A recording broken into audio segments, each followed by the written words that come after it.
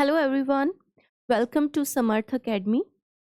आज हम जो करंट अफेयर्स की सीरीज शुरू करने जा रहे हैं वो होगी monthly current affairs. Okay students, monthly current affairs में आपको ये हो जाएगा कि आपको पता लगता जाएगा कि इस मंथ के कौन से करंट अफेयर हैं जो ज़रूरी है और आप उसको इजीली जो है एक जगह पे आपको उसकी कंपाइलेशन जो है वो मिल जाएगी। ओके, जैसे आज हम शुरू करने जा रहे हैं दिसंबर 2025 के करंट अफेयर्स। ओके, तो जब जनवरी मंथ कंप्लीट हो जाएगा तो फिर हम जनवरी 2026 के करंट अफेयर करेंगे। इससे जो है इजीली आपको एक ही जगह पे एक ही वीडियो में सारे करंट अफेयर मिल जाएंगे। और ये भी हो सकता है कि वीडियो थोड़ी लंबी हो तो हम उसको पार्ट्स में डिवाइड कर लेंगे। जैसे दिसंबर 2025 करंट अफेयर आज पार्ट 1 मैं करवाऊंगी और नेक्स्ट वीडियो में पार्ट 2 जो है मतलब वो हो जाया करेगा। ओके, और कुछ इम्पोर्टेंट क्वेश्चंस भी हम देखेंगे वीडियो के एंड में, ताकि आपको जो है पता लगता रहे कि क्या क्या चीज़ इम्पोर्टेंट है। ओके, कैसे क्वेश्चंस जो है आ सकते हैं। तो चलिए फिर शुरू करते हैं। पेन और नोटबुक आप निकाल लीजिए और हम शुरू करते हैं आज के करंट अफेयर्स।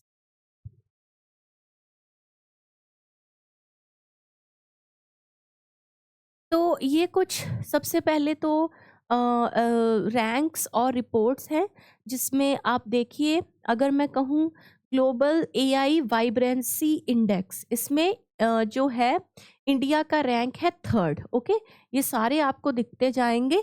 ये सब में इंडिया का रैंक बताया गया है कितना है। उसके बाद ग्लोबल क्लीन इंडस्ट्री, इंडिया का रैंक, पाइपलाइन, इंडिया का rank 3rd। Then 1 minute,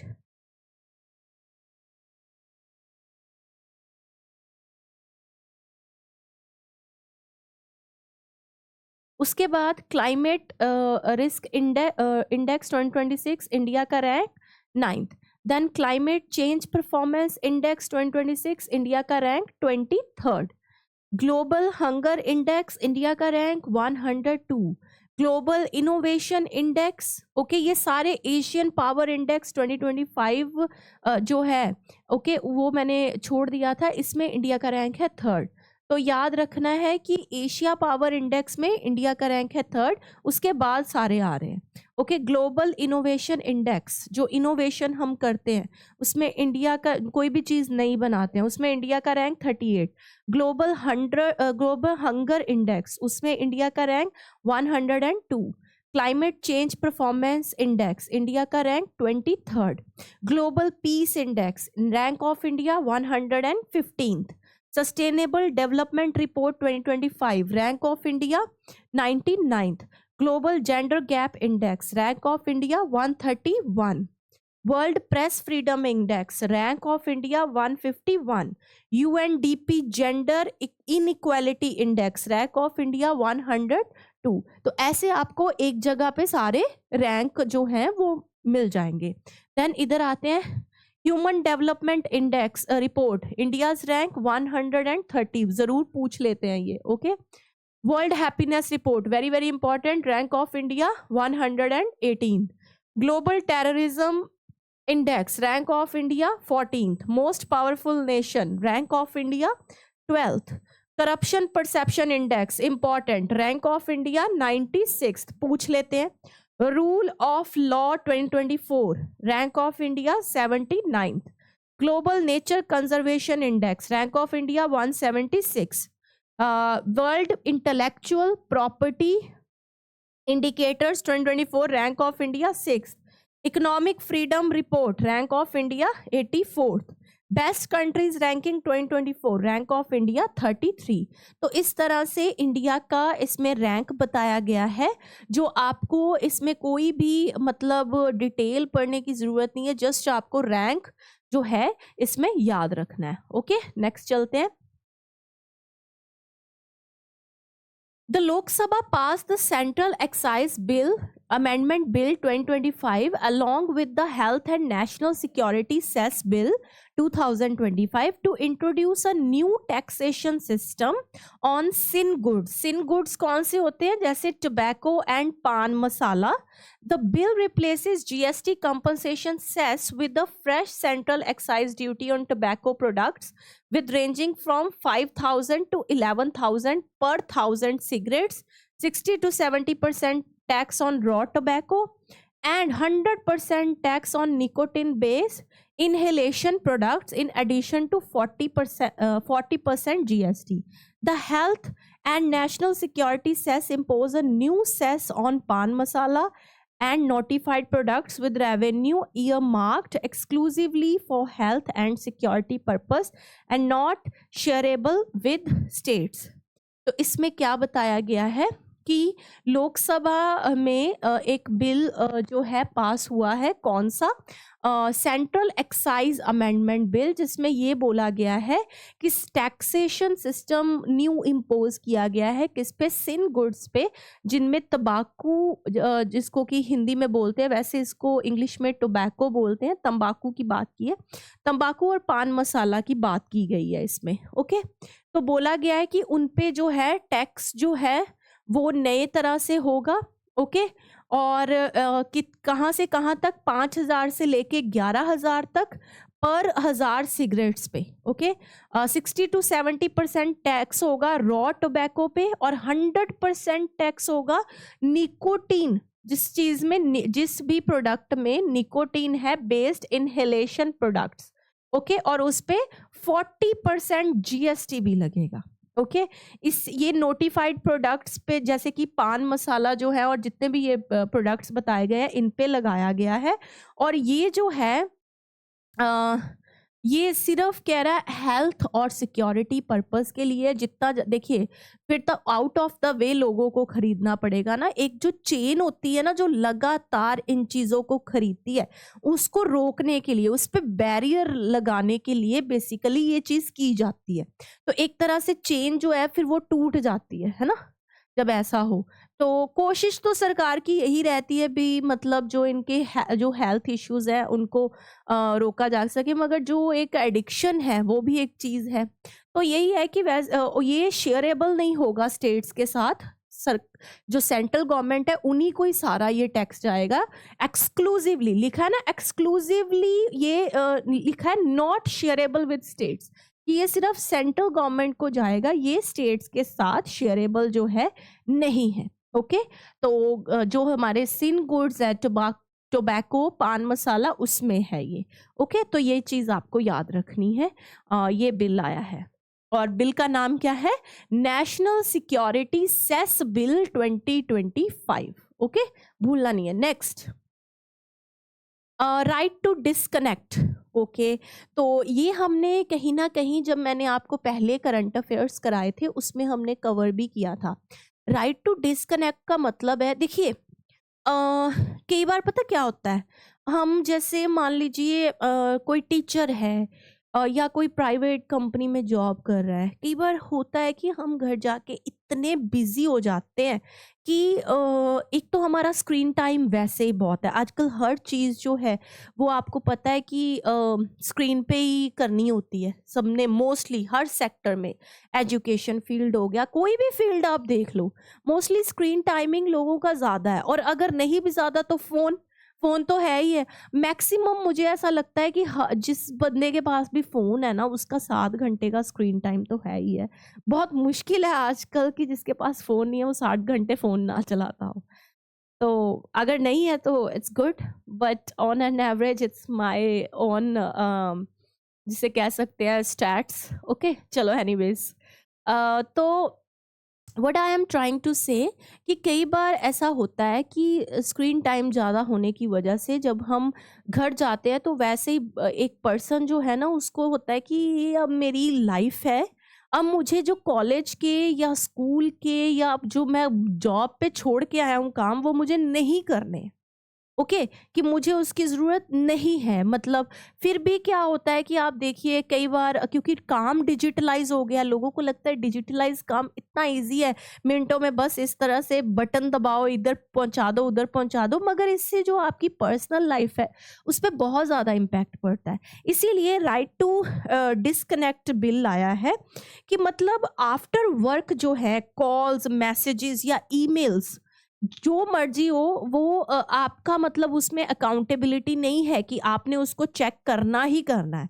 okay, कई बार ऐसा होता है कि पर्सन जो है जब वो घर पे आता है उसकी लाइफ कंप्लीटली चेंज होती है। अब हम जैसे हम घर पे रहते हैं वैसे हम अपनी वर्क प्लेस पे थोड़ी ना रहते हैं, बहुत चीज़ें डिफरेंट हो जाती हैं। एक बोलने का तरीका, चल we are conscious at our work place. Okay, तो कह रहा है जब पर्सन घर पे आता है तो उसके लिए क्या होना चाहिए, उसके लिए राइट टू डिस्कनेक्ट होना चाहिए कि अब वो घर आ चुका है, वो वर्क प्लेस से बाहर है, तो उसको जो है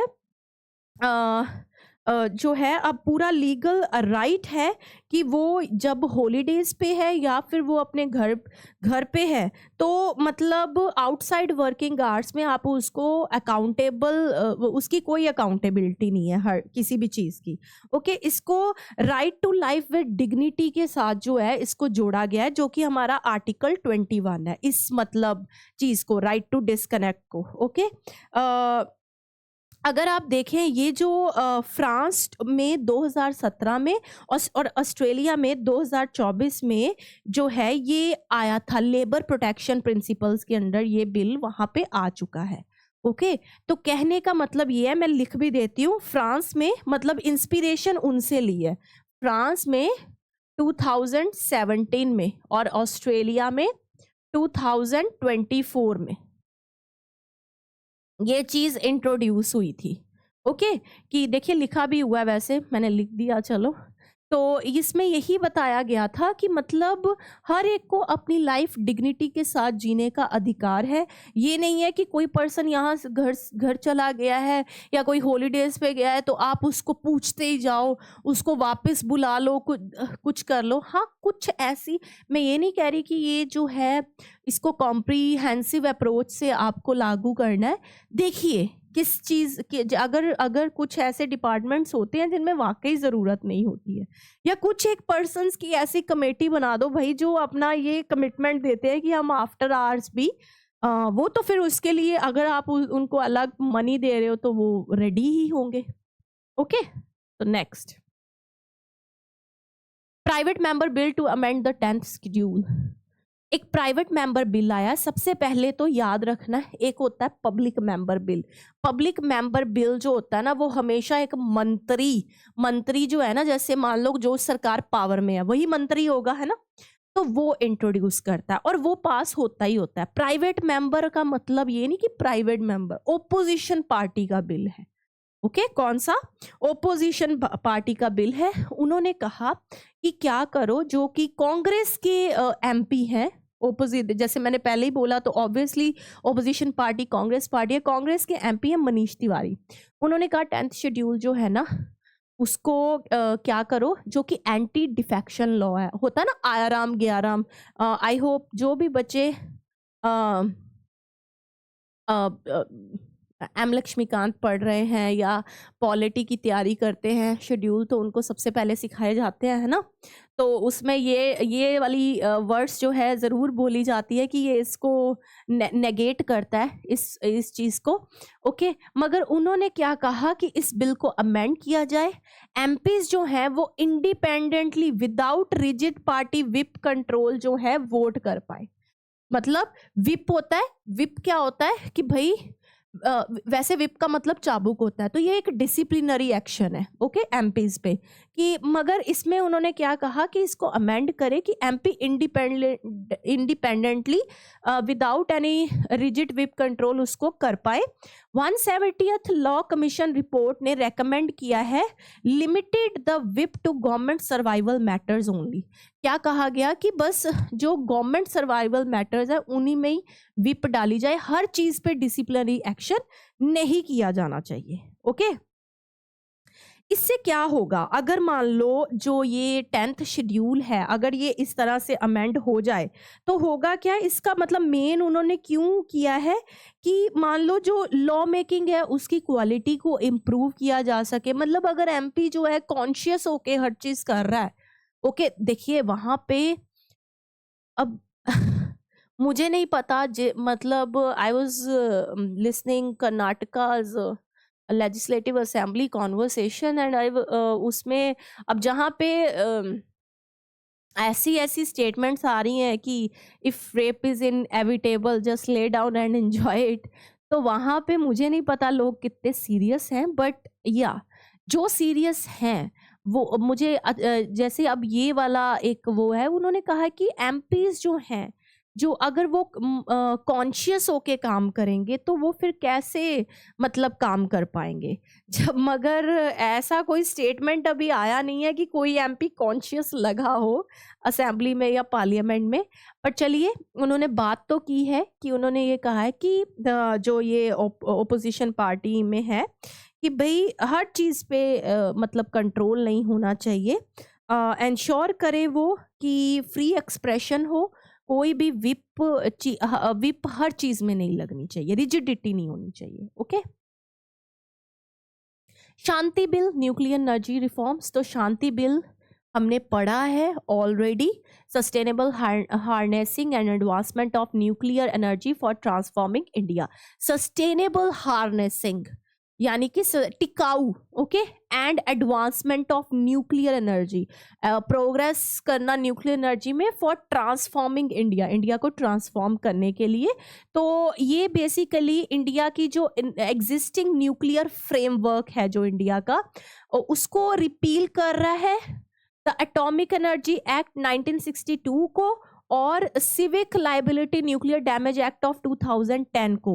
इसमें ये to allow private participation in civil nuclear power generation, इसमें ये कहा गया है, पहले तो नहीं ना प्राइवेट पार्टिसिपेशन थी, मगर इसमें उस चीज को कहा गया है कि होनी चाहिए।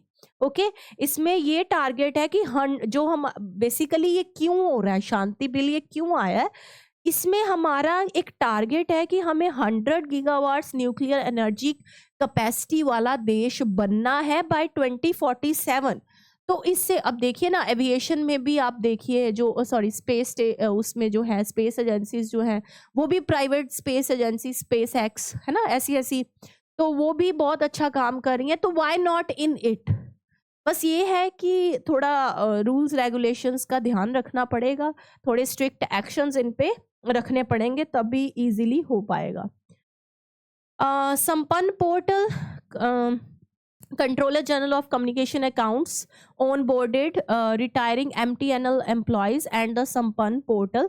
तो संपन्न पोर्टल जो है रिटायर होने वाला है और ये 2018 में आया था। ये है क्या, एक ऑनलाइन पेंशन प्रोसेसिंग और पेमेंट सिस्टम है। ओके, पर अब इसको जो है संपन्न पोर्टल को रिटायर किया जा रहा है। ओके, मतलब संपन्न पोर्टल को नहीं, जो MTNL के एम्प्लॉयज है उनको रिटायर किया जा रहा है इस पोर्टल से। ओके, ये 2018 में आया था ऑनलाइन पेंशन प्रोसेसिंग और पेमेंट सिस्टम के लिए। सुजलम भारत ऐप, जो union minister of Jal Shakti है, launched Sujalam Bharat app under Jal Jeevan mission to strengthen the rural drinking water governance developed with BISAG N. The app enables geo-referencing, monitoring and management of rural water infrastructure। देखिए बड़ा ना पीछे एक जो हमारे देश के नामी IAS हैं है ना, उन पे भी एक बहुत मतलब जो एक अवार्ड मिले थे रिलेटेड टू दिस कि वाटर बॉडीज को आप कितना कंजर्व कर रहे हो। तो कईयों ने कहा कि ChatGPT से इमेजेस ले लेके वहाँ पे डाटा चढ़ाया गया और नेशनल अवार्ड जो है, मैं नाम नहीं लूँगी किस IAS का या कैसे, काफ़ी कंट्रोवर्सी हुई वो भी है ना। देखिए यंग IAS जो बन रहे हैं उनको यही उनसे एक्सपेक्ट किया जाता है कि आप यंग हैं इसीलिए आप ज़्यादा काम करिए, है ना। तो जब आपका कहने में, दिखाने में और करने में फ़र्क हो तो वो फिर कहीं ना कहीं एक खोखलापन महसूस हो जाता है कि नहीं, है ना। तो यही है कि ये वाटर बॉडीज जो है ये कोई मजाक नहीं है, इसकी कंजर्वेशन कोई मजाक नहीं है, इसकी कंजर्वेशन पेपर पे करने से कुछ नहीं होगा। ये एक ऐसा मुद्दा है कि जो जिसको पेपर की जरूरत नहीं है, ओके, दिख जाएगा वो।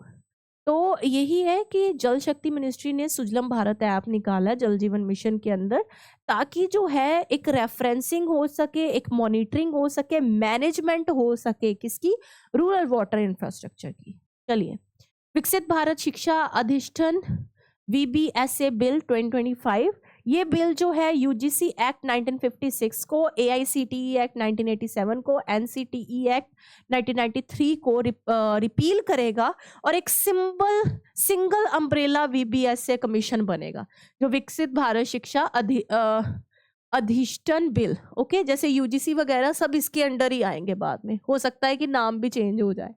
ओके, जैसे अभी तो यूजीसी अलग है, AICTE अलग है, NCTE अलग है। ओके, अब इसके बाद ये क्या, ये तीनों किसके अंडर आ जाएंगे, VBSA उसके अंडर, अगर मतलब ये पास हो गया बिल, अभी इंट्रोड्यूस हुआ है। चलिए, Karnataka hate speech and hate crimes prevention bill 2025, Karnataka की लेजिस्लेटिव असेंबली ने हेट स्पीच और हेट क्राइम बिल 2025 को लॉन्च किया है, ताकि हेट बेस्ड ऑफेंसेस जो हैं उनको ठीक किया जा सके। The bill defines hate speech as public expressions intended to promote hatred, enmity, disharmony, okay, grounds on grounds such as religion, caste, race, gender, language and tribe.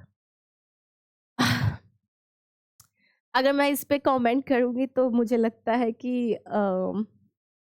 देखिए, I am not commenting, that's my personal opinion. Okay, अब I was listening one of the, जो ये controversy हुई है Delhi rights को लेकर जो हुई थी, जिसमें बहुत सारे जो JNU के स्टूडेंट्स हैं उनको जेल में डाला गया और उसके बाद अब उनकी रिहाई हुई है, जिसमें से 2 जो हैं अभी भी अंदर हैं। I was just listening there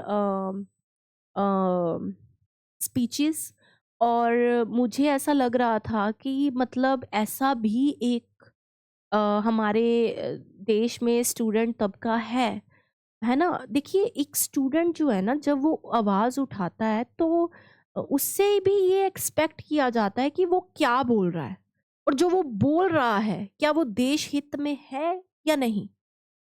अगर आपके बोलने से आपका तो कुछ नहीं गया, आप जेल में हैं, सजा काट रहे हैं, चलिए वो भी एक, मैं उसको जस्टिफाई नहीं कर रही हूँ।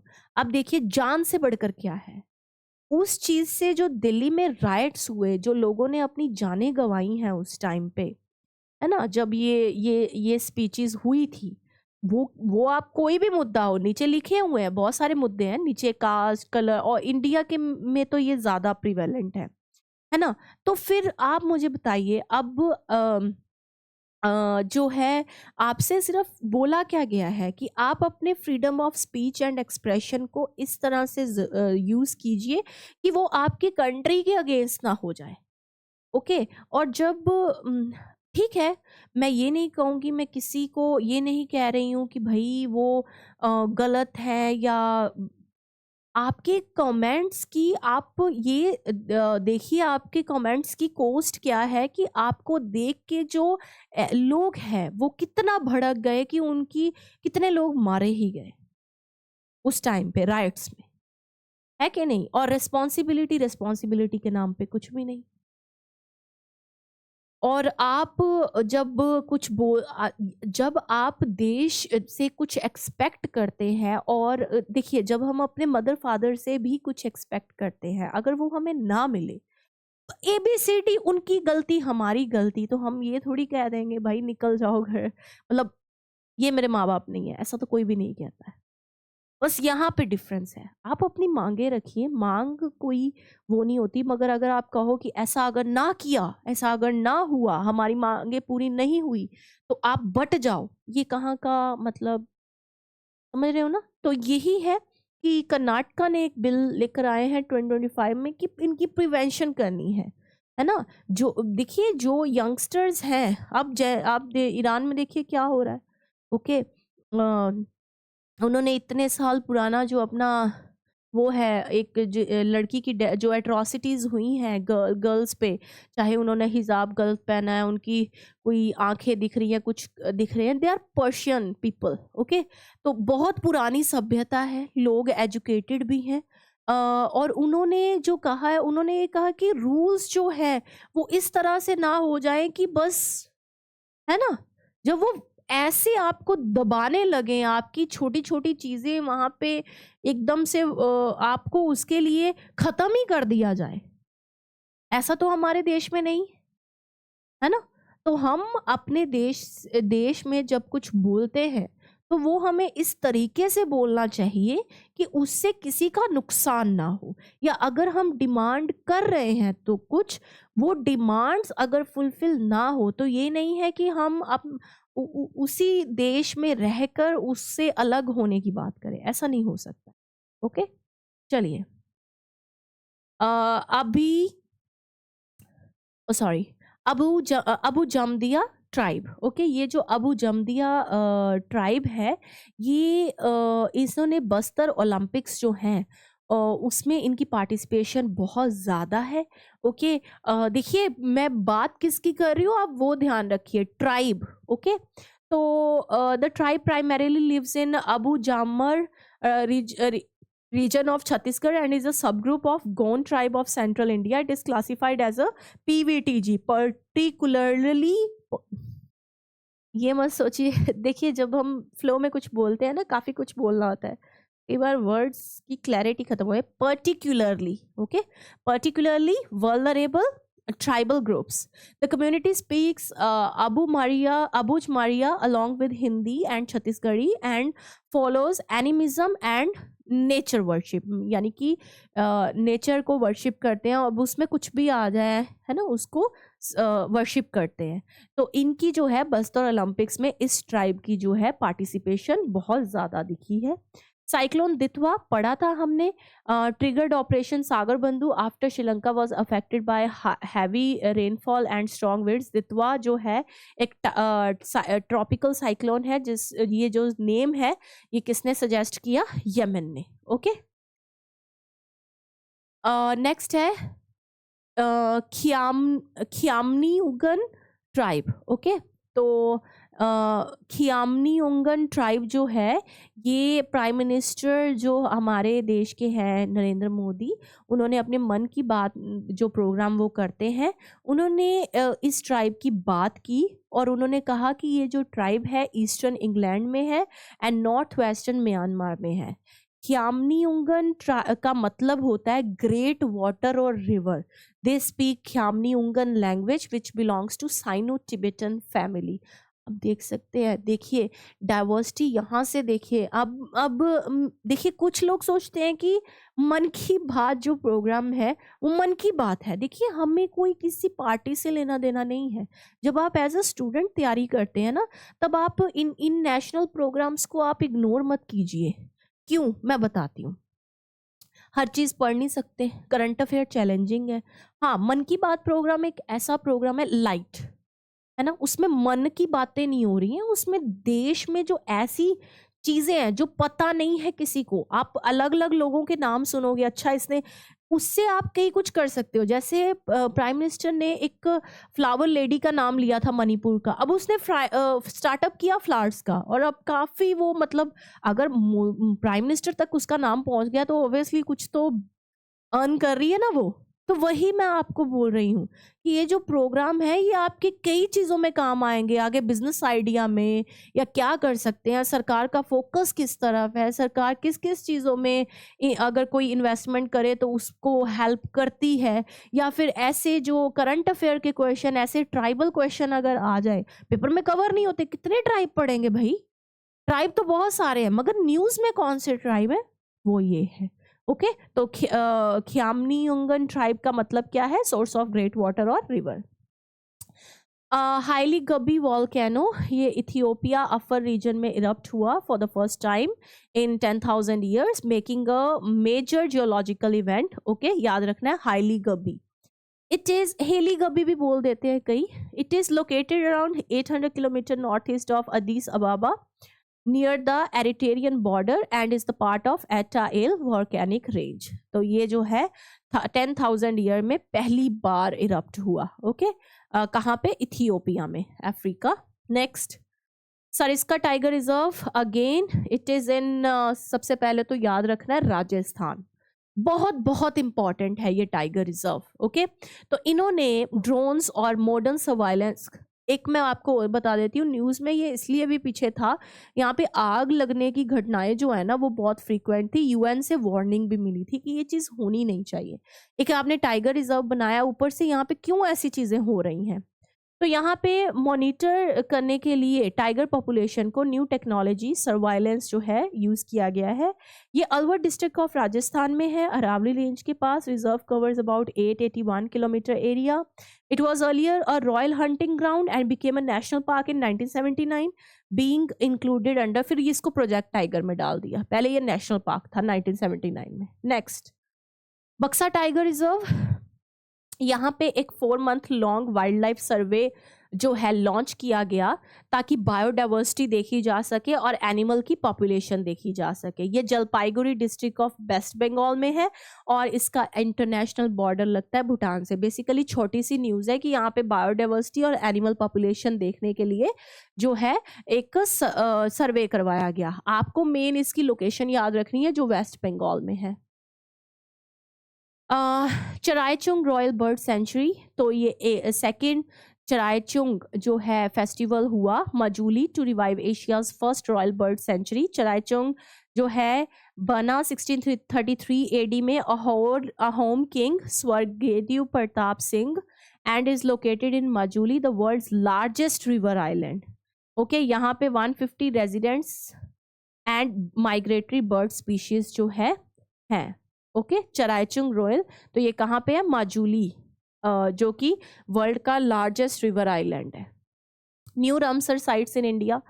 तो देख लीजिए, India has designated Siliserh lake in Rajasthan, Kopra Jalashay in Chhattisgarh और as the new Ramsar site under Ramsar convention on wetland strengthening the conservation. अगर हम दिसंबर 2025 की बात करें तो अब तक इंडिया में 96 रामसर साइट्स हैं जो न्यू बनी है, जिसमें आता है सिलीसेर. वो कहाँ पे है? सिलीसेर है राजस्थान में. और जो कोपरा है वो कहाँ पे है? कोपरा जलाशय छत्तीसगढ़ में. ओके तो ये आपको याद रखना.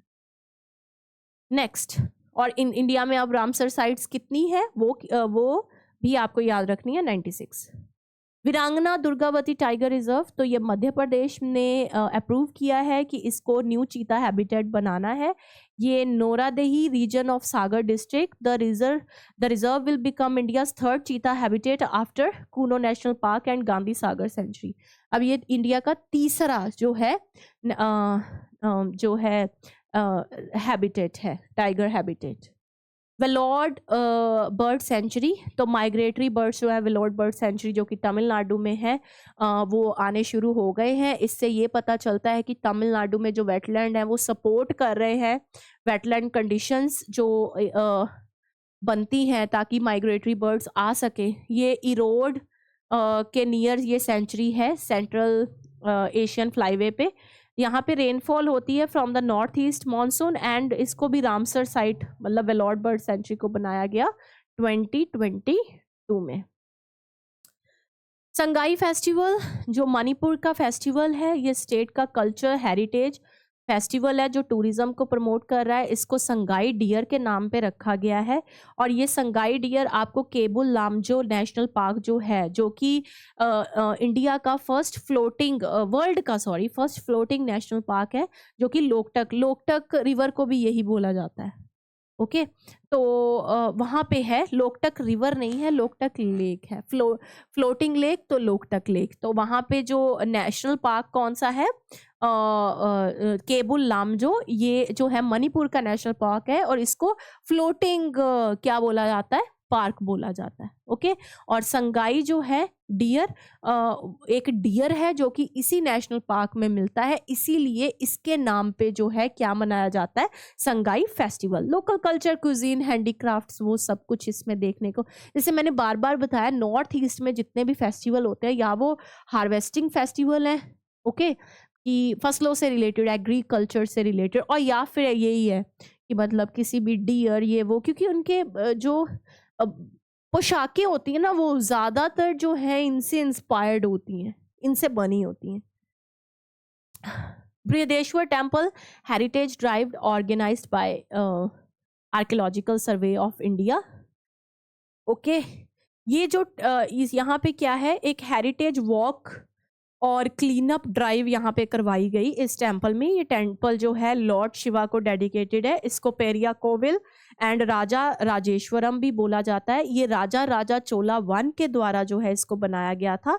चोला पीरियड द्राविडियन आर्किटेक्चर को ये दिखाता है, और ये UNESCO world heritage group great living Chola temples का भी पार्ट है, along with Gangaikonda Cholapuram and Airavateshwara temple, उसके साथ साथ इसको भी इसमें डाला गया है। ओके, तो यहाँ पे आर्कियोलॉजिकल सर्वे ऑफ इंडिया ने एक क्लीन अप प्रोग्राम या कुछ इस तरह से करवाया है। Okay, 77 foot Ram statue and Ramayana theme park, तो ये इनोग्रेट किया गया एट श्री संस्थान Gokaran Partagali Jeevottam Math. Okay, the event mark the beginning of Maths, ये 550 ईयर इसका था। Okay,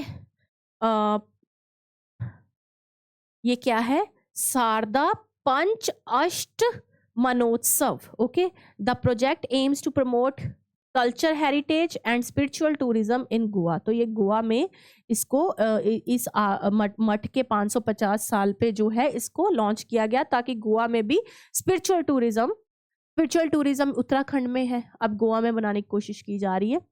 36 Konark and 15th international sand art festival जो कि ओडिशा में हुआ। तो Konark festival, Konark sun temple भी ओडिशा में ही है। ओके, ये लॉन्च हुआ, और सैंड आर्ट फेस्टिवल हुआ ताकि क्लासिकल आर्ट्स और सैंड स्कल्पचर। अच्छा, एक बहुत फेमस इंडिया के हैं सैंड आर्टिस्ट, आपको उनका नाम बताना है। हर उसमें कोई क्रिसमस हो, कोई फेमस पर्सनैलिटी हो जो पास अवे हो गई हो, उन्होंने बहुत अच्छे सैंड आर्ट की है, उनका नाम आपको ज़रूर मुझे बताना है। तो ये ओडिशा में लॉन्च हुआ। ओके, चाओलंग सुखाफा, तो चाओलंग सुखाफा जो हैं उनको असम डे पे ऑनर के सेलिब्रेशन पे ऑनर किया गया। Sukaphaa was a 13th century leader and the founder of Ahom kingdom which shaped Assam for nearly 600 year. 13वीं सेंचुरी के होम किंगडम के वो लीडर थे, फाउंडर थे होम किंगडम के, और लीडर थे वो जिन्होंने असम को 600 साल तक जो है मतलब उनकी जो पॉलिसीज है उनसे असम शेप अप हुआ। बंकिम चंद्र चट्टोपाध्याय, तो जो हमारे प्राइम मिनिस्टर हैं, उन्होंने 150th years of Vande Mataram जो है उसको जेस्चर या कमेमोरेट किया। ओके, बहुत बहस भी हुई। देखिए, अब कुछ बुद्धिजीवी कहते हैं बताओ इंडिया में गरीबी है, ये है वो है, बहस किस बात से हो रही है, वंदे मातरम, ये कोई बहस करने का टॉपिक है? मैं ये पूछना चाहती हूँ कि अगर मान लो कोई मतलब कह ही रहा है कि वंदे मातरम बोलना है, तो इसमें क्या गलत है? आपने इसके बारे में, वंदे मातरम सबने सुना है, इस पे हमने 26 जनवरी की जो हमारी सेलिब्रेशंस होती थी वो भी हमने की है। चलिए, वो एक अलग टॉपिक है कि हमारा पार्लियामेंट क्यों डिस्कस कर रहा है ये चीजें। एक एक एक ये जो लोग हैं ये किसके लिए ये सब काम करके गए हैं? मतलब बंकिम चंद्र चट्टोपाध्याय जी ने कभी सोचा भी नहीं होगा कि मेरे गाने पे इतनी कंट्रोवर्सी हो जाएगी। ओके, कुछ कह रहे हैं कि हम नहीं बोलेंगे, कुछ कह रहे हैं हम बोलेंगे। बंकिम चंद्र चट्टोपाध्याय जो है रेनाउंड नॉवेलिस्ट हैं, पोएट हैं, और उनको साहित्य सम्राट भी कहा जाता है बंगाली लिटरेचर में। 27 जून 1838 में कंटलपारा इन बंगाल में उन्होंने वंदे मातरम संस्कृत में लिखा था। और ये उन्होंने अपनी नोवेल दंड मठ में, क्योंकि अब ये किसी भी तरह से कंट्रोवर्सी में है तो पूछेंगे तो ज़रूर, तो आनंद मठ बुक में उन्होंने लिखा था इसको संस्कृत में, और इसको नेशनल सॉन्ग अडॉप्ट किया गया 1950 में। द सॉन्ग, ये जो सॉन्ग है पहले रविंद्रनाथ टैगोर जी ने गाया था 1896 में इंडियन नेशनल कांग्रेस के सेशन में। He was among the first graduates of the University of Calcutta and passed away on 8 April 1894। याद रखना है।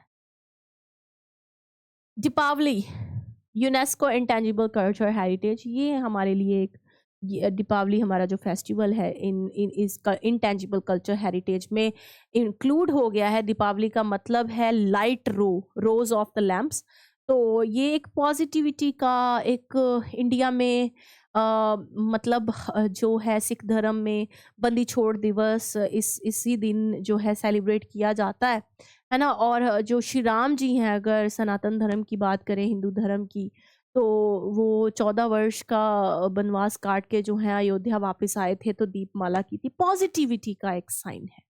ओके, तो ये है बोरिंडो, यूनेस्को इंटेंजिबल कल्चरल हेरिटेज। तो बोरिंडो एक ट्रेडिशनल म्यूजिक इंस्ट्रूमेंट है जो कि सिंध रीजन ऑफ पाकिस्तान का है। तो इसको भी इसमें किया गया है। इस इंस्ट्रूमेंट की हिस्ट्री 5000 साल पुरानी है, Mohenjodaro of Indus valley civilisation. Okay, emperor Perumbidugu Mutharaiyar two, तो वाइस प्रेसिडेंट ने हमारे एक पोस्टेज स्टैंप जो है उनके नाम पे लॉन्च की, क्योंकि उन्होंने टेम्पल बिल्डिंग और तमिल कल्चर हेरिटेज के लिए काम किया है।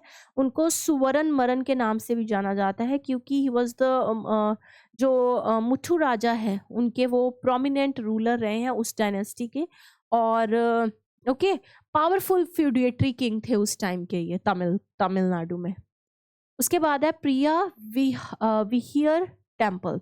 तो प्रिया विहियर टेम्पल जो है वहाँ पे बॉर्डर टेंशन्स देखी जा रही हैं। ये जो टेम्पल है थाईलैंड और कंबोडिया के बीच में है। ओके, तो इसलिए एक क्लिफ है बेसिकली, एक जिसे छोटा माउंटेन कह सकते हैं, डैंगरेक माउंटेन रेंज है जो कि इंटरनेशनल बॉर्डर पे है। ये एक हिंदू टेम्पल है जो लॉर्ड शिवा को डेडिकेटेड है, और ये खमेर अंपायर में बनवाया गया था 11 से 12 सेंचुरी में। कि हमारे लिए इसलिए ये थोड़ा वो है क्योंकि ये टेम्पल डेडिकेटेड लॉर्ड शिवा के लिए है, जो कि अब मैं कहूँगी अगर हिंदू डीटी हैं तो पूरे वर्ल्ड के डीटी हैं। चलिए दार्जिलिंग मैंडरिन ऑरेंज, तो इसको मिला है जीआई टैग। ओके, तो इसको संटाला भी बोला जाता है क्योंकि इसका स्ट्रॉन्ग अरोमा, और मतलब संतरा नहीं बोलना है, संटाला बोलना है, इसका स्ट्रॉन्ग अरोमा और फ्लेवर है। तो दार्जिलिंग मैंडरिन ऑरेंज को जीआई टैग मिला है। ओके, नेक्स्ट रंबन सुलाई हनी, तो ये भी हमने किया था। तो ये जम्मू और कश्मीर का है, इसको भी जीआई टैग मिला है। और इंडिया की हनी प्रोडक्शन में वैसे ही बहुत ज़्यादा राइज हुआ है, तो उसी के चलते जो जम्मू कश्मीर के इस हनी को जो है जीआई टैग मिला है। और अगर हम तमिलनाडु की बात करें तो 5 traditional products from Tamil Nadu have recently received GI tag highlighting states cultural traditional heritage. Warrior cotton sari made in Manamedu village of Tichupalli district is known as for its Korvai border sand bold geometric design and is woven mainly by Devanga community. Thiumalli rice meaning pure jasmine. ये Samba season traditional Samba season variety है। Okay, then कविंडा पडी नाटू सकराय, ये एक jaggery है। Okay, उसके बाद हम बात करें नमकल कलचट्टी। ओके, ये क्या है? ये सोप स्टोन है। ओके, जो कि कुकवेयर प्रोडक्ट में यूज़ होता है। देन अम्बा समुद्रन चोपू समन, ये जो है 200 साल पुराने वुडन ओल्ड टॉय हैं। ओके, जो कि वहाँ पे यूज़ किए जाते हैं, जो कदम्ब टीक और रोजवुड से बने हैं। तो देखिए ये तमिलनाडु में बहुत सारे जो हैं 5 ट्रेडिशनल प्रोडक्ट्स को जो है क्या मिला है? GI tag. थोड़े नाम अलग हैं मगर आपको याद रखने हैं। इंडिया का मतलब नाम से आपको ये याद रखना है कि ये है क्या, बस। India's first wild life safe highway NH45। तो ये देखिए, मैंने आपको बताया था, ये मध्य प्रदेश में national highway authority of India ने एक उनका एक कदम कह लीजिए कि उन्होंने वाइल्ड लाइफ की सिक्योरिटी के लिए ना एक ये हाईवे बनाया। इस कुछ अलग चीज़ नहीं है, जो यहाँ पे जो लाइंस लगाई गई हैं ना वो रेड है, ऐसे ऐसे रेड लाइन से उसको किया गया है, ताकि जो आए उसको दूर से ही पता लग जाए भी भाई ये वाइल्ड लाइफ प्रोन एरिया है, तो यहाँ पे आपको धीरे चलाना है। ओके, इस तरह से। नेक्स्ट, तो वही है थोड़ा पहले रेड कलर आ रहा था तो वो फॉर्चुनेटली साथ ही आ गया, तो बताने में इजी रहा। नेक्स्ट, पोंडुरु खादी को भी GI टैग मिला है। ओके, ये एक हैंडवोवन कॉटन फैब्रिक है जिसको पटनूलू कहा जाता है, जो कि Ponduru village of Srikakulam district Andhra Pradesh में है। ये one district one product scheme के अंडर इनको मिला गया है, दिया गया है। और ये जो है ना, इसके बारे में, पंडोरू खादी के बारे में महात्मा गांधी की यंग इंडिया बुक में भी लिखा गया है। ओके, तो याद रखना है, वेरी वेरी इंपॉर्टेंट, पंडोरू खादी जो कि कहाँ पे है, आंध्र प्रदेश में मिलती है। Next, first Gen Z post office, तो ये हमने किया था, ये जम्मू कश्मीर में किया गया है बाय एम्स विजयपुर कैंपस के द्वारा। और this makes AIIMS Vijaypur the first AIIMS in India to host a Gen Z post office. Okay. New form state Maharashtra solar pump world record. News from states है ये। तो महाराष्ट्र ने गिनीज वर्ल्ड रिकॉर्ड बनाया है by installing 45,911 off grid solar agriculture pumps in 30 days under PM Kusum component B and the state's Meghaltila sewer कृषि pump योजना, है ना। ये जो है ना, ये सोवर नहीं है, सोर है। Okay,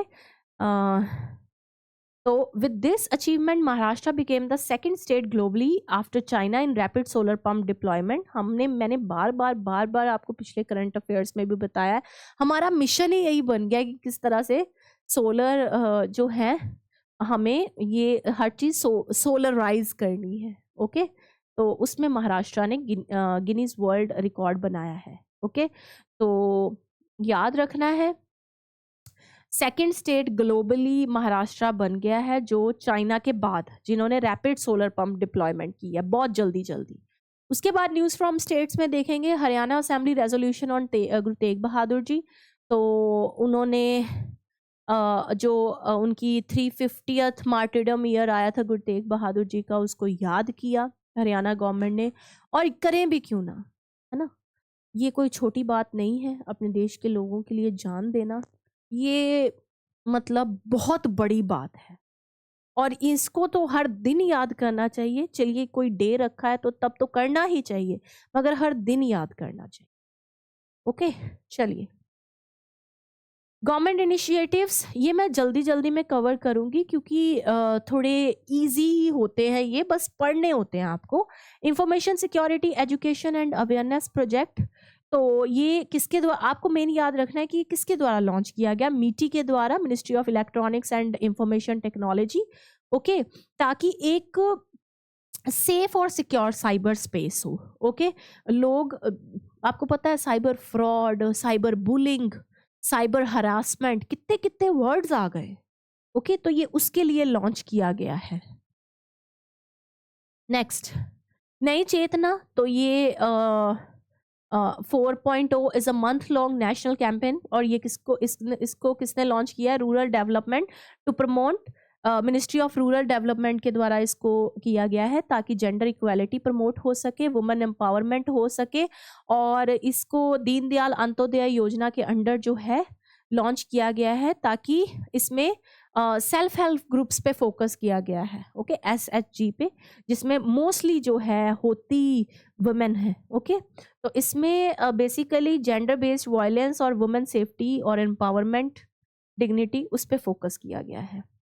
national mission for mentoring, तो ये न्यू एजुकेशन पॉलिसी 2020 के अंदर जो है उनके साथ मतलब अलाइन करके department of school education and literacy, ministry of education जो है, इन्होंने ये कहा है कि टीचर की क्वालिटी को इम्प्रूव कर, टीचिंग क्वालिटी को कह लो इम्प्रूव करने के लिए मतलब जो एक्सपीरियंस प्रोफेशनल्स हैं उनको बुलाया जाएगा ताकि टीचर्स जो हैं उनको मेंटर किया जा सके, क्लासरूम प्रैक्टिसेस कैसे करवाई जाए, क्लासरूम में कैसे पढ़ाया जाए, बस वो बताना है। ओके, इन्होंने जो ये मिशन जो है national council for teacher education के द्वारा डिज़ाइन किया गया है, जिन्होंने रिलीज़ की है NMM, okay, national mission for mentoring the blue book, okay, ताकि जो है इसमें जो है सर्टिफिकेट्स भी दिए जाएंगे और जब जो भी इसमें पार्टिसिपेट करेगा उनको जो है मतलब सर्टिफिकेट्स दिए जाएंगे।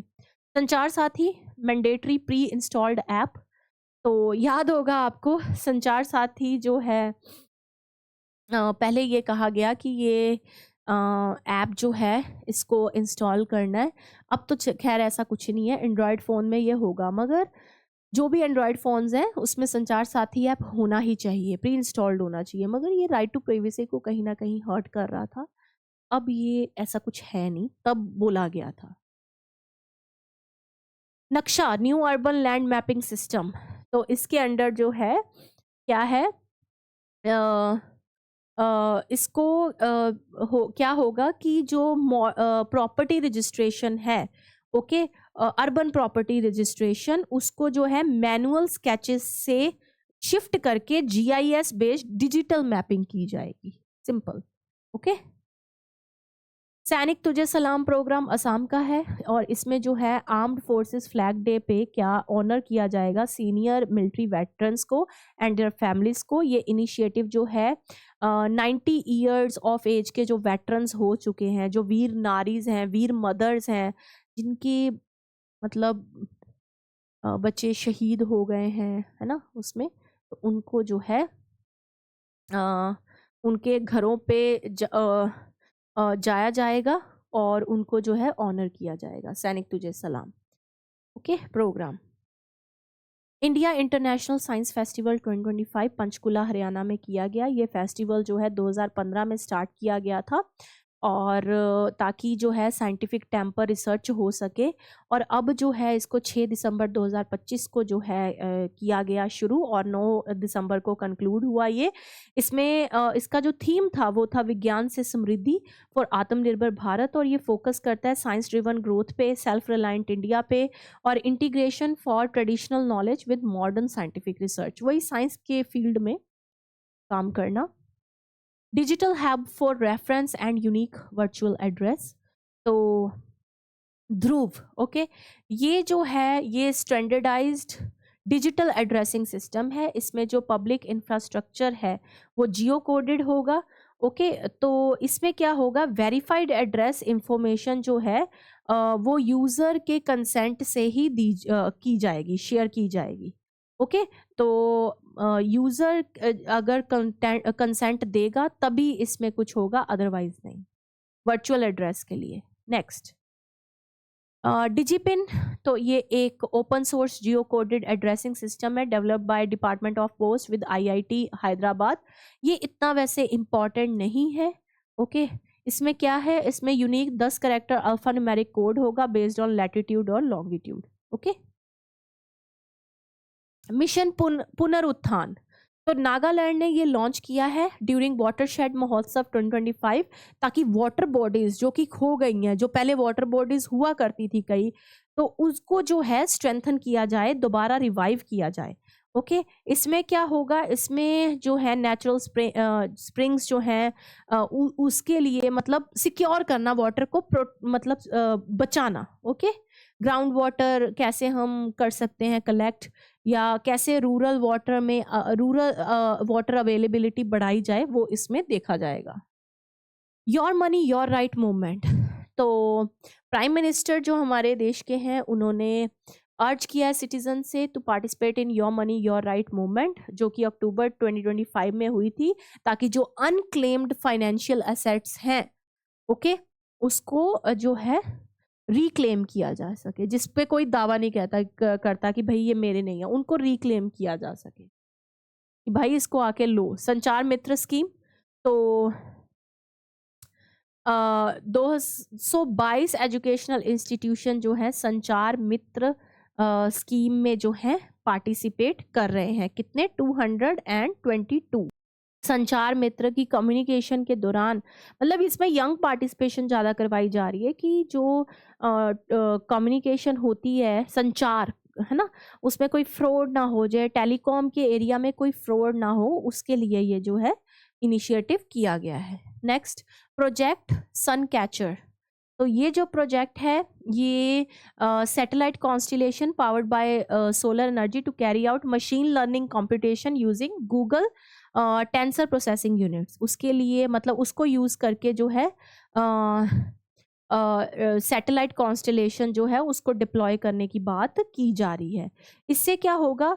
Bye shifting data processing to space the project seeks to reduce environmental impact of earth based data centres, lower risk from power outages, cable failures, जो मतलब केबल फेलियर्स या इस तरह से कोई डिजास्टर हो जाते हैं, ओके तो उसके लिए इसको सन कैचर को किया जा रहा है ताकि मतलब एनवायरमेंटल इम्पैक्ट्स भी ना पड़े, और आपको पता ही है कि डाटा की जो सॉवरेनिटी है वो भी बनी रहे, क्योंकि आउटर स्पेस जो है वो नेशनल ज्यूरिसडिक्शन में नहीं आता है, स्पेस जो है वो नेशनल ज्यूरिसडिक्शन में नहीं आता। ओके इसको कहा गया किसमें? आउटर स्पेस ट्रीटी 1967 में। ज्यूरिसडिक्शन का मतलब होता है एरिया, मतलब अगर हम हम आउटर स्पेस को यूज कर रहे हैं, ओके मगर वो किसी का भी नहीं है, ना अमेरिका का है ना इंडिया का, किसी का भी नहीं, तो उसका भी तो ख्याल रखना पड़ेगा ना।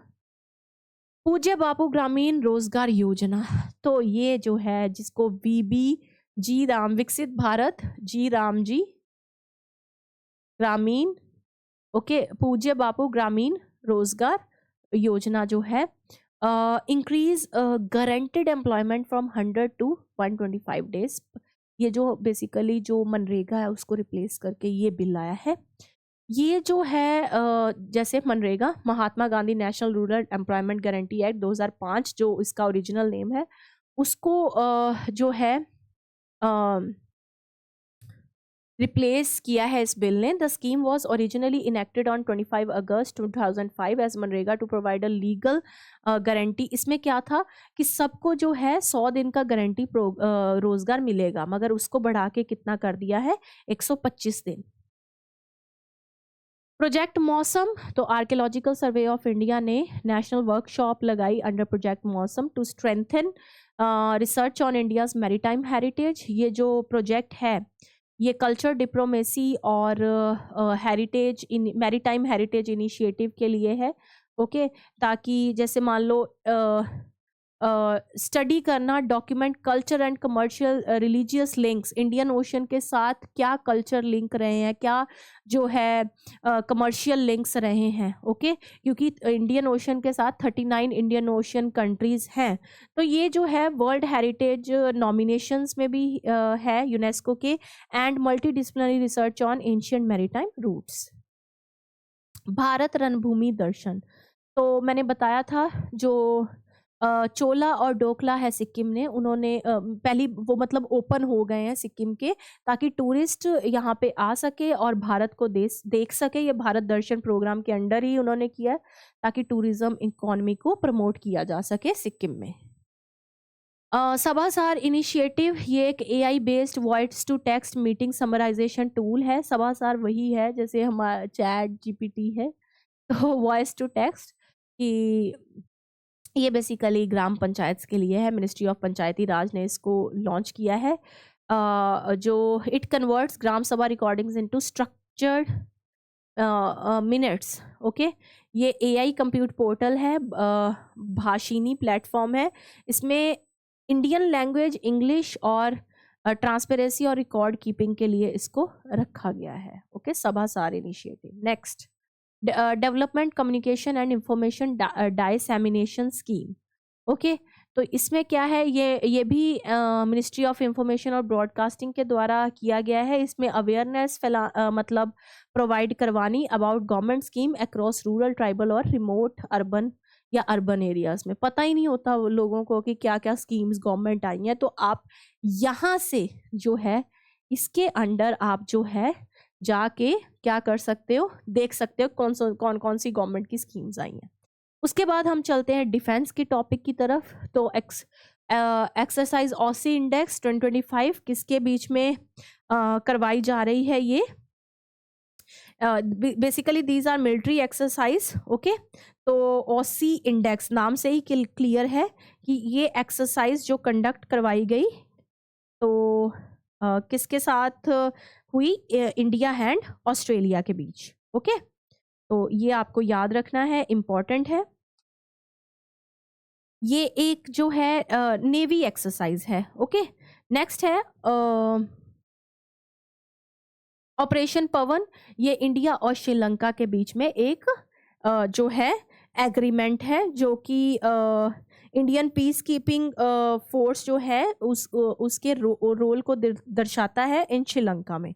ओके, तो जब इंडिया श्रीलंका अकॉर्ड हुआ था 29 जुलाई 1987 में राजीव गांधी जी के टाइम, गवर्नमेंट के टाइम में, तो इसका मेन पर्पस ही यही था कि LTTE liberation of tiger front जो कि जिन्होंने मतलब जो इंस्टीट्यूशन या ऑर्गेनाइजेशन ने राजीव गांधी को असैसिनेट किया था, उनको पहले डिसआर्म करना और जितने भी मिलिटेंट ग्रुप हैं श्रीलंका में उसको डिसआर्म करना। तो ये उन ऑपरेशन पवन उन मतलब सोल्जर्स को जो है ट्रिब्यूट दे रहा है। ओके, तो ये ऑपरेशन पवन एक ट्रिब्यूट है जिन्होंने वहाँ पे LTT कम्युनिटी को श्रीलंका में, या कोई भी मिलिटेंट ग्रुप था श्रीलंका में, liberation of Tamil tiger, okay, ऐसे कुछ करके ये ऑर्गेनाइजेशन थी। ओके, क्योंकि वहाँ पे इंडियन तमिल्स भी हैं, सिन्हालीज भी हैं और तमिल्स भी हैं कहाँ पे?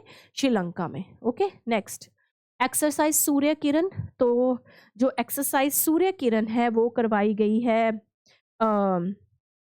इंडिया और नेपाल के बीच में। तो ये एक जो है पिथौरागढ़ उत्तराखंड में हुई एक जॉइंट मिलिट्री एक्सरसाइज है। उसके बाद है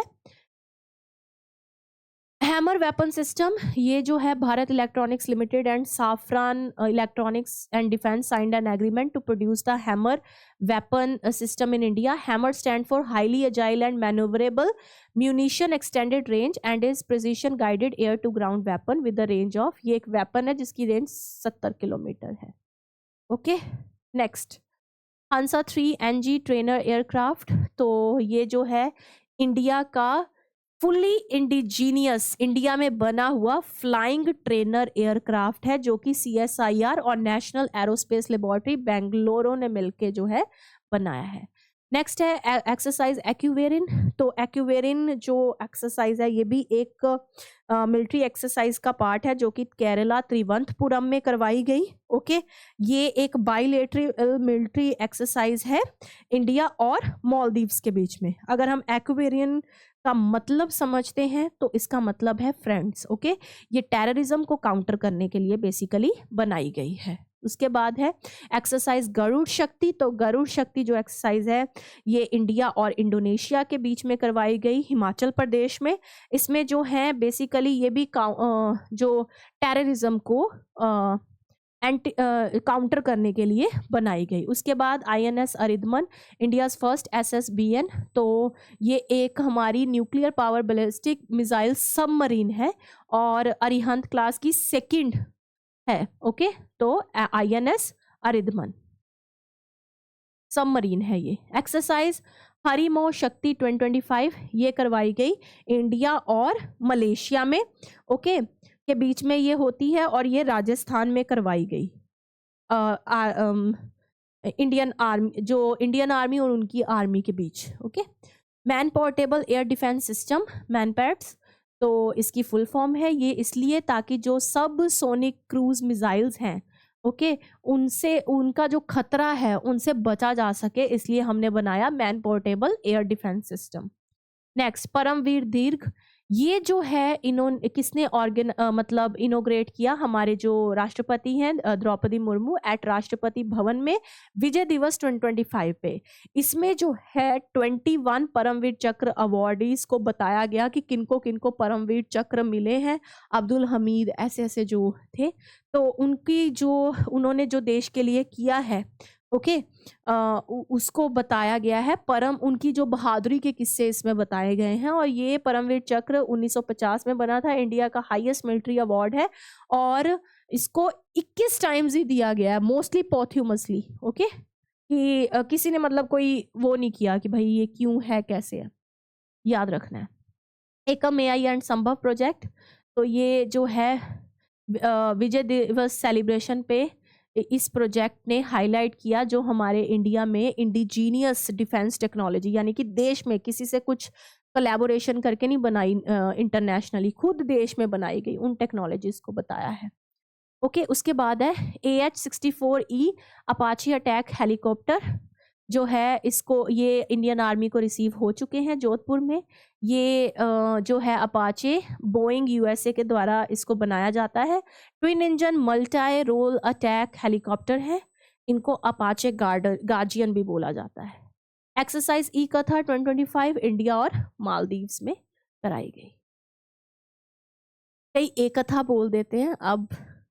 ऑपरेशन हॉक आई, हॉक आई आपको पता ही है, हॉक मतलब बाज की नज़र, बाज ही कहते हैं। तो यूनाइटेड स्टेट्स और जॉर्डन ने हॉक आई करवाई ऑपरेशन सीरिया में, ISIS पे अटैक करवाया, जिसमें ये बेसिकली क्यों करवाया गया, क्योंकि ISIS ने दो जो है मतलब अटैक करवाया था जिसमें 2 US सोल्जर्स जो हैं वो मतलब उनकी डेथ हो गई थी। तो इसलिए ये एयर स्ट्राइक्स करवाई गई जो कि 70 ISIS टारगेट्स पे जो है, मैं ISI बोल दिया होगा तो I am really sorry, ISIS targets पे जो है इन्होंने उन एयर स्ट्राइक्स की हैं।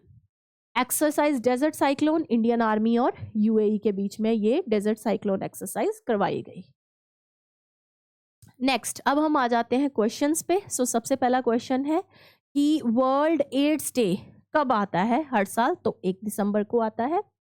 विच organization has announce the establishment of 40 megawatts AI green data centre in Hyderabad, तो कौन सा है भाई, अडानी ग्रुप। ओके, इन्होंने ग्रीन डाटा सेंटर हैदराबाद में बनाने की बात की है। उसके बाद वर्ल्ड कंप्यूटर लिटरेसी डे कब मनाया जाता है, तो कब मनाया जाता है, 2 दिसंबर को। इसके बाद है which of the following is not the feature of संपन्न, तो इनमें से कह रहा है फीचर संपन्न का क्या नहीं है। एक तो ये ऑनलाइन पेंशन प्रोसेसिंग है, रियल टाइम ट्रैकिंग होती है, इसमें ग्रीवेंस रिड्रेसल होते हैं, मगर ये crypto currency based pension disbursement बिल्कुल भी नहीं है। उसके बाद है शांति बिल किस पे एम करता है, तो शांति बिल प्राइवेट पार्टिसिपेशन, हमने पढ़ा है सिविल न्यूक्लियर पावर जनरेशन में होनी चाहिए, इस पे बेस्ड है। विकसित भारत शिक्षा अधिष्ठान जो है बिल किस में एम करता है, क्या एम करता है ये, कि जो एक रिफॉर्म है ये हायर एजुकेशन रेगुलेशन को किस में लाने के लिए, मैंने कहा था ना अम्ब्रेला प्रोग्राम बन जाएगा ये, तो सिंगल बॉडी में लाने के लिए। एक्सरसाइज एक्वेरिन, तो अभी हमने पढ़ा है इंडिया और मालदीव्स के बीच, एक्वेरिन का मतलब है फ्रेंडशिप। गरुड़ शक्ति exercise is a joint special force exercise between, तो ये किसके बीच में करवाई गई है, इंडिया और इंडोनेशिया। सीधा सीधा क्वेश्चन है। INS अरिधमन कौन सी सबमरीन है, तो कौन सी सबमरीन है, पढ़ा है अरिहंत क्लास। एक्सरसाइज हरिमो शक्ति जो कि एक बाइलेटरल मिलिट्री एक्सरसाइज है, किसके बीच करवाई गई है, तो इंडिया और Malaysia. Man portable air defence system are primarily design to counter, तो हमने पढ़ा था किसको करने के लिए, जो है ये बनाई गई हैं low flying aerial targets. Okay, सबका बीमा सबकी रक्षा bill 2025, the foreign direct investment limit in insurance to, तो इसमें कितनी करवाई गई है, 100% FDI इन्वेस्टमेंट लिमिट होगी। Okay, next, Article 19 Clause 2 of the Constitution of India allows the state to impose reasonable restriction of freedom of speech primarily in the interest of the freedom of speech, public order and prevention of incitement offences. उस पे अगर आप मगर public order अगर हुआ है या incitement to offences, उस पे जो है 19 Clause 2 अलाउ करता है स्टेट को कि आप रीजनेबल रिस्ट्रिक्शंस लगा सकते हैं, no problem, very important. National pollution control day commemorates the victims of, तो पोल्यूशन कंट्रोल डे किसको याद करता है, Bhopal gas tragedy. Next, international day for abolition of slavery is observed every year on, तो कब मनाया मतलब इसको ऑब्जर्व किया जाता है? 2 दिसंबर को। पर्सन विद डिसेबिलिटी जो इंटरनेशनल डे है वो किस चीज को प्रमोट कर रहा है? तो किसको प्रमोट कर रहा है? Rights, dignity and inclusion of person, जो भी उनके राइट्स हैं और जो वो हर मतलब वो अपने आप को अलग ना समझे कि हमें समाज ने छोड़ दिया है, ओके, ऐसा ना समझे, तो उनके लिए ये डे ऑब्जर्व किया जाता है। Indian navy day very very important, 4 दिसंबर को। नेक्स्ट, अबुझ मदिया ट्राइब जो है पढ़ा है आपने, किस रीजन में है? तो किस रीजन में है? Abujhmarh region of Chhattisgarh. Next, the Fujiwhara effect refers to, तो क्या होता है ये? 2 साइक्लोन्स और beating around a common centre, उसको बोलते हैं, ओके। साइक्लोन दितवा किस कंट्री ने नेम दिया है? यमन ने, पढ़ा है हमने। इंटरनेशनल वॉलंटियर डे कब मनाया जाता है? तो 5 दिसंबर को। वर्ल्ड सॉइल डे कब मनाया जाता है? ऑब्जर्व बेसिकली 5 दिसंबर को। B R Ambedkar death anniversary जो है जो 6 दिसंबर को ऑब्जर्व की जाती है, उसको किस नाम से जाना जाता है? तो महापरिनिर्वाण दिवस। याद रखना है कि इसको कॉन्स्टिट्यूशन डे भी बोल देते हैं, गलत है। उनकी जो डेथ एनिवर्सरी है उसको महापरिनिर्वाण दिवस के नाम से जाना जाता है। बक्सर टाइगर रिजर्व अभी बताया है, कहाँ पे है? वेस्ट बंगाल में। चराइचुंग सेंचुरी कहाँ पे लोकेटेड है? माजुली, जो कि एक रिवर आइलैंड है, ओके। तो ये थे आज के करंट अफेयर्स। अगर आप ध्यान से पढ़ेंगे तो इजीली से आप कोई भी क्वेश्चन का आंसर दे सकते हैं। जो क्वेश्चन मैंने जिसके बारे में नहीं पढ़ाया है उसका आप क्वेश्चन फॉर्म में उसको याद कर सकते हैं। तो ये था पार्ट ए दिसंबर 2025 का। जल्दी मिलते हैं पार्ट बी के साथ, तब तक के लिए थैंक यू सो मच।